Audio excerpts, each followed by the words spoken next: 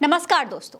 संसद में जब बीजेपी सांसद रमेश बिधूड़ी दानिश अली को गालियां बक रहे थे, तब पीछे बैठकर दूसरे बीजेपी सांसद हर्षवर्धन मुस्कान बिखेर रहे थे। लेकिन कायदे से ट्रोल होने के बाद अब सफाई दे रहे हैं। अपने मुस्लिम भाइयों से पूछ रहे हैं कि क्या आपको लगता है कि मैं ऐसा कुछ कर सकता हूँ? ये सब साजिश है, झूठ है, निगेटिविटी है। अब जरा दोस्तों इस तस्वीर को गौर से देखिए। आगे खड़े हैं रमेश बिधूड़ी, सड़क छाप गुंडे की तरह दानिश अली को गरिया रहे थे। मुल्ला, आतंकवादी, बाहर देख लेने की धमकी तक दे रहे थे। और क्या क्या कह रहे थे ये तो आप सबने सुना ही होगा, सबने सुना है। उन शब्दों को यहाँ पर बोलने की जरूरत भी नहीं है। पीछे बीजेपी के दो सांसद बैठे हुए हैं, एक है हर्षवर्धन और दूसरे हैं रविशंकर प्रसाद। बड़ी ही बेशर्मी के साथ मुस्कुरा रहे हैं ये दोनों। उन 40 से 50 सेकेंड जितनी देर बिधूड़ी अपनी सड़क छाप गुंडागर्दी का प्रदर्शन संसद में कर रहे थे, कम से कम उतनी देर तो हर्षवर्धन जी पीछे बैठे मुस्कुरा रहे थे। और सिर्फ मुस्कुरा ही नहीं रहे थे, अपनी बत्तीसी तक दिखा रहे थे। जैसे ही बिधूड़ी ने दानिश अली को उग्रवादी कहा, वैसे ही हर्षवर्धन मुंह खोल के हंसने लगे।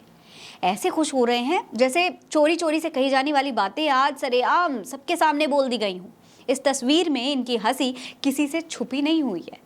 भले ही ये फुटेज संसद टीवी से हटा दी गई हो दोस्तों, लेकिन हर्षवर्धन की हंसी सबने देखी है। सदन में बैठे सांसदों ने देखी है, संसद टीवी के कैमरों ने रिकॉर्ड की है, सोशल मीडिया पर लोगों ने भी देखा, मीडिया ने भी देखा, जनता ने भी देखा, देश ने भी देखा और पूरी दुनिया ने भी देखा कि कैसे भारत की संसद में एक अल्पसंख्यक नेता को गरियाया जा रहा है और सत्ता पक्ष के लोग बैठकर दांत चिहार रहे हैं। सबने देखा। लेकिन अब हर्षवर्धन दुनिया की आंखों में धूल झोंकने की कोशिश कर रहे हैं। देखिए कैसे लंबा चौड़ा पोस्ट लिखकर सिंपैथी बटोरने की कोशिश की जा रही है। ये देखिए, ये हर्षवर्धन का ट्वीट है। अंग्रेजी में लिखा है, हम आपको ट्रांसलेट करके बताते हैं। इसमें लिखा है, मैंने ट्विटर पर अपना नाम ट्रेंड होते देखा है, जहां लोगों ने मुझे उस दुर्भाग्यपूर्ण घटना में घसीटा है जहां दो सांसद सदन में एक दूसरे के खिलाफ असंसदीय भाषा का इस्तेमाल कर रहे हैं। हमारे वरिष्ठ सम्मानित नेता श्री राजनाथ सिंह जी पहले ही दोनों पक्षों द्वारा ऐसे अनुचित भाषा के प्रयोग की निंदा कर चुके हैं। मैं अपने मुस्लिम दोस्तों से पूछना चाहता हूं जो आज सोशल मीडिया पर मेरे खिलाफ लिख रहे हैं कि क्या वो सच में मानते हैं कि मैं कभी भी ऐसी अपमानजनक भाषा के इस्तेमाल में भागीदार बन सकता हूं जो किसी एक समुदाय की संवेदनाओं को ठेस पहुंचाती है?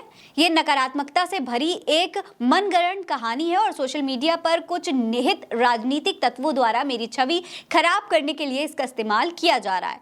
वो ये भी बता रहे हैं कि 30 सालों के सार्वजनिक जीवन में मैंने अपने निर्वाचन क्षेत्र में लाखों मुस्लिम भाइयों और बहनों के साथ साथ जिंदगी के अलग अलग क्षेत्रों के सहयोगियों के साथ मिलकर काम किया है। यहाँ हर्षवर्धन ने यह भी बता दिया कि कैसे बचपन से वो मुस्लिम दोस्तों के साथ खेलते कूदते बड़े हुए हैं। लिखा है कि चांदनी चौक की ऐतिहासिक गलियों में, फाटक तेलिया में जन्मे और पले बड़े, मैंने अपना बचपन वहीं बिताया और अपने मुस्लिम दोस्तों के साथ खेलते हुए बड़ा हुआ। मैं पूरे विश्वास के साथ कह सकता हूं कि सभी मुस्लिम भाई और बहनें जो कभी भी मेरे संपर्क में रहे हैं वो मेरी भावनाओं और व्यवहार की गारंटी देंगे। मैं चांदनी चौक के प्रतिष्ठित निर्वाचन क्षेत्र से सांसद के रूप में जीतकर बहुत खुश था और अगर सभी समुदाय से मेरा समर्थन नहीं मिला होता तो ऐसा कभी भी नहीं हो पाता। मैं दुखी और अपमानित महसूस कर रहा हूं कि निहित स्वार्थ वाले कुछ लोगों ने इसमें मेरा नाम घसीटा है। हालांकि मैं उस वक्त संसद का गवाह हूं, जो वहां हुआ मैंने देखा। मामले की सच्चाई ये थी कि जो अराजकता थी उसे मैं ठीक से सुन नहीं सका था। क्या कहा जा रहा था मैंने नहीं सुना। मैं हमेशा अपने सिद्धांतों पर कायम हूं और मैं अपने देश और उनके लोगों के हित को हर चीज से ऊपर रखता हूं और उसका पालन न करने के बारे में कभी भी नहीं सोच सकता। यानी हर्षवर्धन पूरी तरह से अपनी बातों से, अपनी हंसी से मुकर गए हैं। लेकिन सच किसी से छिपा नहीं हुआ है दोस्तों। हर्षवर्धन भले ही मुकर गए हों, लेकिन तस्वीरें झूठ नहीं बोलती हैं। ये हंसी सबने देखी है और जिन्होंने देखी है उन्होंने ही हर्षवर्धन के इस पोस्ट पर उन्हें झाड़ भी दिया है। राखी त्रिपाठी लिख रही हैं, जब वो वाहियात सांसद सदन में गाली दे रहा था तब आपको अपमानित महसूस नहीं हुआ, तब तो आप हंस रहे थे। लेकिन अब जब लोग आपकी ओर इशारा कर रहे हैं तो आप अपमानित महसूस कर रहे हैं।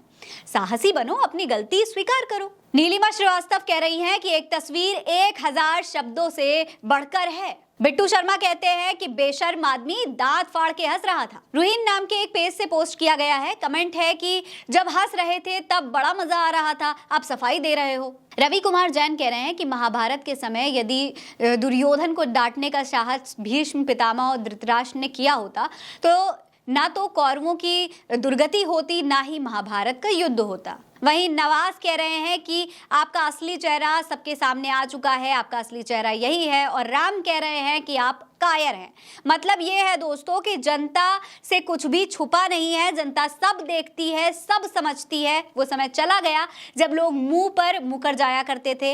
अब कुछ भी छिपा नहीं हुआ है, सब कुछ रिकॉर्ड हो जाता है, जनता देख भी लेती है, समझ भी लेती है और जवाब भी दे लेती है। आपकी क्या राय है, हमें कमेंट सेक्शन में लिखकर बताइए। ये खबर आप उल्टा चश्मा यूसी पर देख रहे हैं। मेरा नाम फरहीन अंसारी है। जय हिंद, जय भारत।